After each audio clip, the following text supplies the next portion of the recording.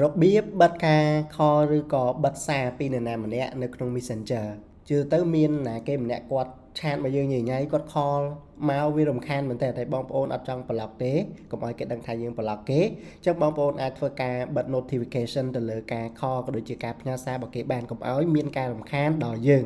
នៅក្នុង Messenger របស់យើងអញ្ចឹងបើសិនជាបងប្អូនចង់បិទគឺបងប្អូនចូលទៅកាន់ Messenger មកបន្តមកទៀតគឺបងប្អូនចូលទៅកាន់ account មួយហ្នឹងដែលបងប្អូនចង់បិទណាបន្ទាប់មកបងប្អូនចុចលើ profile គេមកបាទបន្ទាប់មកទៀតបងប្អូនអូសចូលមកក្រោមមកបងប្អូននឹងឃើញកន្លែងនេះ notification and sound អញ្ចឹងកន្លែងហ្នឹងគឺបងប្អូនចុចលើវាមកបាទអញ្ចឹងកន្លែងនេះគឺបងប្អូនចង់បិទnotification បាទនេះ when the setting is on you won't receive notification for message or call អញ្ចឹងកន្លែងនេះគឺយើងបិទអាហ្នឹងមក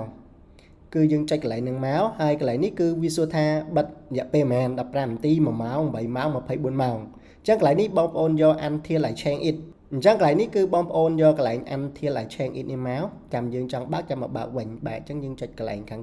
នេះមក until I change it នេះមក